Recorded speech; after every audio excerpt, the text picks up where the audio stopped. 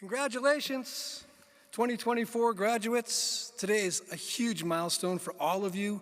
With the support of your families and friends, you've worked hard for years to attain your advanced academic degrees. Thank you for this opportunity to join you at this evening's commencement ceremony and to share how my PSU experience helped to shape my perspective and prepared me for the career that followed. In part, well, because I missed my own graduation. In May of '85, I was finishing a spring semester in the Rockies at the National Outdoor Leadership School in Lander, Wyoming. Having satisfied the requirements for a Bachelor in Natural Sciences, Environmental Biology, I transferred the final few credits via the accreditation of the University of Utah to satisfy my remaining phys ed credits. Ski mountaineering, backpacking, whitewater paddling, climbing, and caving. It was either that or target golf here in the field house. When I finally returned to Plymouth in July, I went to the registrar's office and presented my transcript and credentials. The registrar, Patricia Storer, and we all knew each other back then, scrutinized my student ID and then produced an awaiting diploma from a file cabinet. I exited humming pomp and circumstance and resumed packing from my off-campus apartment on Russell Street. All the laundry I'd left behind in the laundromat dryers was stolen. Farewell, Plymouth. Welcome to life after PSU, without a shirt on my back.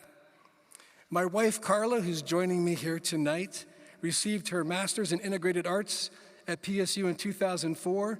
Two of our daughters, Emily and Sonia, who are both here tonight, each received bachelor's degrees in 2010 and 2015.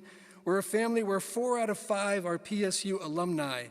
So my own PSU history is commingled with that of my wife and my daughters. PSU will never fade. I am nostalgic when I'm in town and on campus. I hope the same will remain true for all of you. This is a remarkable community in a stunning geographic setting. Plymouth led circuitously to a career in forest conservation, education, and public relations for the Society for the Protection of New Hampshire Forests. My understanding of the ecological, economic, and social tapestry of New Hampshire began right here. Some say where your thoughts go, your energy flows. Mindfulness, meaning that you might essentially manifest a future for yourself, for better or for worse. Others suggest that may be cult speak. If it were true, why even go to class, right? I know this, had I not attended PSU, I would likely not have pursued the conservation career and the rural lifestyle that followed. Mark Twain said there's 3 kinds of lies: lies, damn lies, and statistics. So consider some statistics. New Hampshire is the second most forested state in the United States at 81%. Maine is 84%. Most of the forest, 75%, is privately owned. We are surrounded by private forest land. As Nate said, I live on a 54-acre family tree farm that was acquired tract by tract over the past 25 years. On weekends at home with our family and friends, it is a heartland. It is where we live our core values. We heat with hardwood. My son owns and operates a maple sugaring business in a timber frame sugar house that we cut and milled on site. The evaporator is wood-fired with pine and hemlock. We gather and boil maple sap for endless hours, down to golden maple syrup. On the tongue, it is taking communion. Watery maple sap is prose. Syrup is poetry. A visitor to our sugar house recently had moved to New Hampshire after a career in the Navy. He was a systems analyst, and his questions veered immediately from trees and syrup making to the return on investment. How much did the evaporator cost? How about the tanks and tubing? How much syrup do you make? What do you charge? How do you calculate your hourly wage? Whoa, hourly wage? We don't pay ourselves. In fact, no backyard maple producers do. He purchased a whole pint of syrup, that's 32 tablespoons. And he thanked us for the visit. And as he left, he passed my bearded, flannel-clad buddy outside splitting wood, who overheard the guy say, "These people must be stupid. They can't be making any money." He clearly missed the entire point. It was never about the money. It's about living, not making a living. We grow gardens and flowers and vegetables and berries and grapes, fruit trees. The orchard trees mostly feed the bears and deer and coyotes, but another reliable crop is game camera photos and then wildlife feature stories that I can use on the radio or in the newspaper. Being close to wildlife at any season, I feel my heart beat. I only recently began hunting deer, not always very successfully. To hunt means to search. The original forest bathing meditation, silence and stillness in the forest. Your degree represents a hunt for knowledge and skills that will feed you and your families, likely more reliably than hunting has fed mine. Experience and with social media teaches me that most people share a passion and a fascination with wildlife, much more so than trees. Wildlife are one gateway to understanding the forests as habitat. I have a tiny live white pine seedling exhibit that doesn't really work well to captivate audiences. Stand back! It's eating sunlight, it's making its own food, it's producing oxygen. But they follow my cohort with his eagle on his arm. But the forests sustain us, physically, emotionally, and sometimes spiritually. Forests are integral to our state's identity, culture, and community heritage, particularly in the North Country. The best work I could hope to find is connecting more people to the forested landscape and the not yet faded rural cultures. I say where you live is who you are. Maybe that no longer rings true for the majority of people in an increasingly transient society. Anyone know D. Akers out in Dorchester? Yeah. I met some of the original Baker River Valley back to the land hippies in Rumney and Wentworth while I was a freshman in 1981. I'm astonished at the passage of 40 years since I graduated in '85. That may as well be the Pleistocene era to my younger colleagues and the students I've spoken with. Plymouth State positioned and prepared me for an unexpected career that ensued in education, communications, journalism, and public relations, and nonprofit business. None of those were part of my formal academic transcript. Yet my PSU experience has instilled in me a profound sense of place, and that has made all the difference, as Robert Frost penned in his famous poem, The Road Not Taken. And as you must know, Frost lived and taught briefly here at Plymouth as well. So I didn't study business and public relations or journalism or communications. I graduated with a degree in biology, but with an unofficial minor in outing club. The Plymouth magic for me was a blend of people and place, a vibrant, cohesive learning community full of new opportunities. This place offered opportunities to explore and meet people and nurtured those opportunities to make new connections. It's where I learned how cultural history in New Hampshire and natural history interplay, and how politics and culture are born of the physical geography of New Hampshire and stingy plate tectonics. New Hampshire's earliest industries were all water-powered mill economies, which is a natural result of rivers and the railroads which followed. Transportation corridors through a rugged granite state. The White Mountains, the PSU Outing Club, backpacking and winter camping, Stinson Lake, exploring back dirt roads from Rumney to Ellsworth to North Woodstock, climbing the very few established climbing routes at what we called Rattlesnake Cliff, and meeting the first ascent pioneers of what is now renowned sport climbing area, Rumney Rocks. They invented the Great Pumpkin tradition on the tower spires of Rounds Hall. They never wanted to be named for fear of arrest. Widening concentric circles took me to Ashland, Campton, Holderness, Center Harbor, Moultonboro, the Lakes region, the Belknap Range, the Sandwich Range, the entire White Mountain National Forest, Franconia Notch, Crawford Notch, Pinkham Notch, the Pemmy Wilderness area, the Presidential Range, then the North Country in Coos County. All are magical places. And the people here, my PSU classmates and a cohort of young assistant professors who are not yet tenured, and the off-campus local subcultures of hikers, climbers, bluegrass musicians, and back-to-the-land farmers, and salt-of-the-earth sustainability entrepreneurs. idealistic people wholly committed to living and working their core values. I saw aspiring presidential candidates during the presidential primary. I worked as a waitress at the Woodshed restaurant in Moultonborough just after On Golden Pond came out in the theaters in 1981. Candidate Jesse Jackson came to Plymouth. So did Lamar Alexander of Tennessee. Both wore plaid flannel and hiking boots. I met Alex Ray at his first Common Man restaurant in Ashland. I met conservative former New Hampshire Governor Meldrum Thompson, who drove from Mount Cube Farm in Orford to shop at Volpe's Supermarket right here on Main Street. I had a ponytail. He wondered how I knew who he was. I felt like I was living the Plymouth State equivalent of Forrest Gump. The Science Club hosted David Brower, described as one of the most influential leaders in the modern environmental movement, who played a huge role in the designation of numerous wilderness areas around the country. During dinner, I only asked Brower about his first ascent of the famous Shiprock in New Mexico, much to the dismay of my professor, Richard Freilich.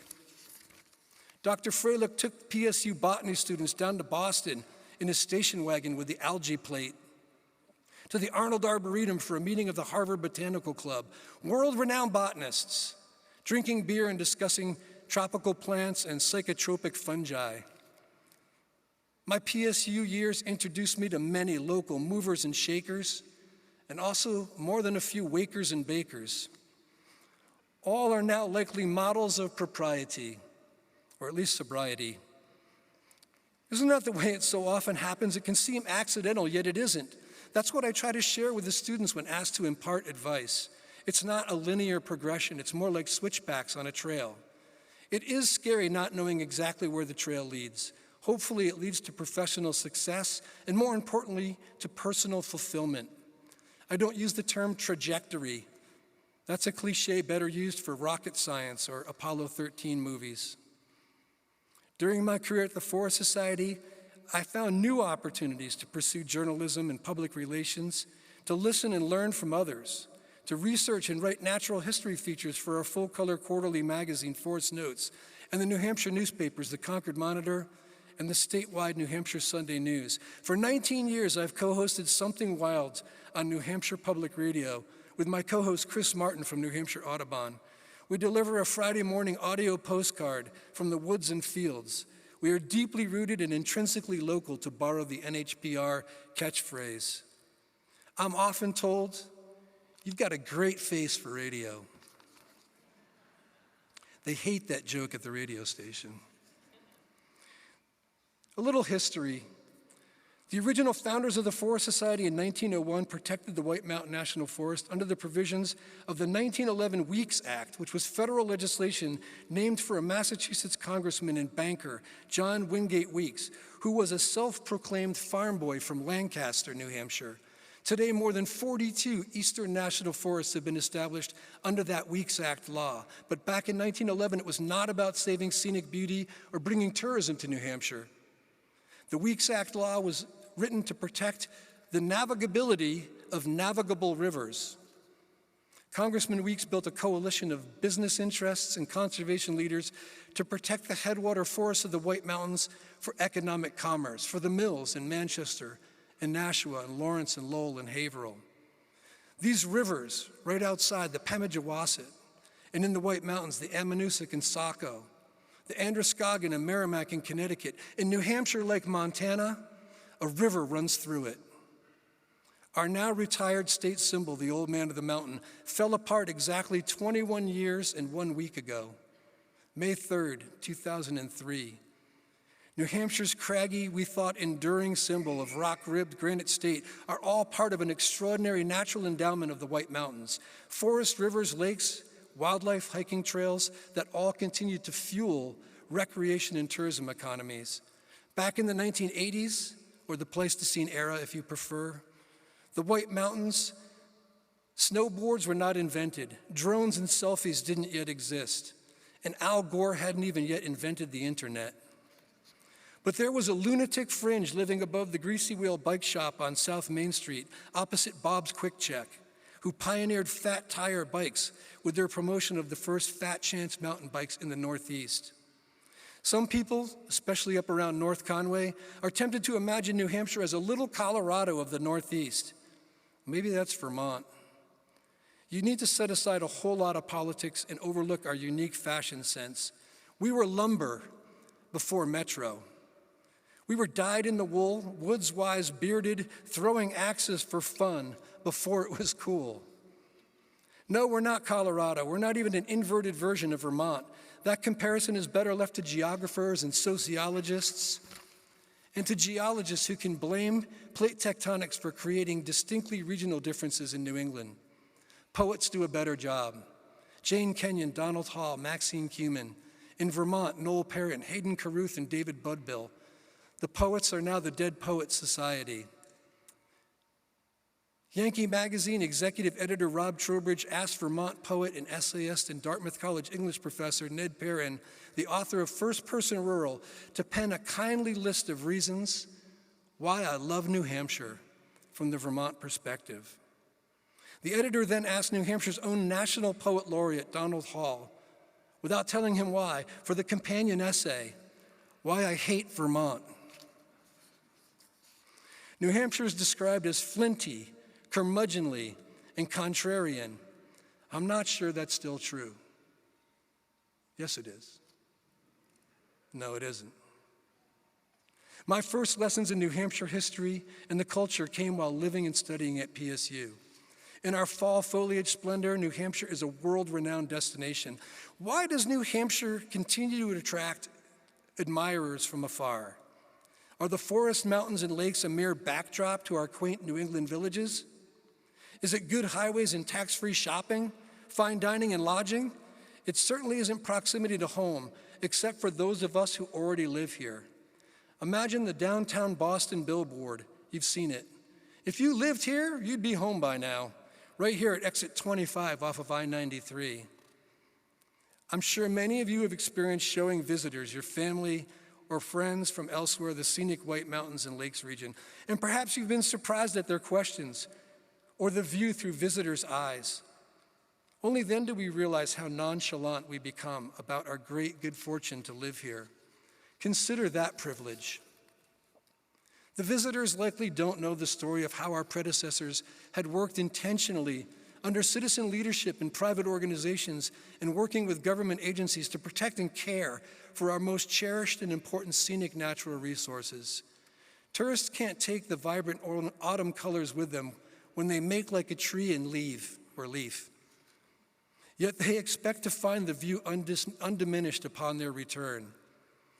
We must continue to prioritize the protection of the natural endowment from the land use changes that will diminish the remaining scenic rural character of New Hampshire and the characters who live here. This landscape defines us as a people. To paraphrase Mark Twain, contrasting New England with the South, in the South, people shape the land. In New England, the land shapes its people. Plymouth State University is the gateway to the White Mountains, literally and figuratively. Not just this place, but the experience of a place where people and place remain inextricably linked. I hope something of granite remains resilient and true for all of you as you graduate and continue your own journeys from today, shaping and protecting the future of the real New Hampshire advantage, our history and our natural environment, leading and teaching future generations of granite staters, honoring and continuing the traditions of your Plymouth State experience and education. The journey began right here on this campus in this extraordinary academic community and natural setting. You are the future leadership of New Hampshire. You go, Panthers.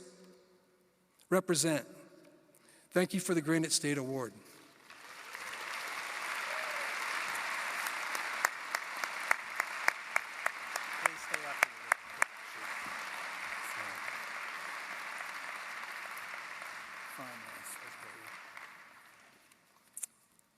President Burks and distinguished guests, it is my honor and privilege to present the Granite State Award, which honors those who have made exceptional contributions to the state of New Hampshire and its citizens, to David Anderson.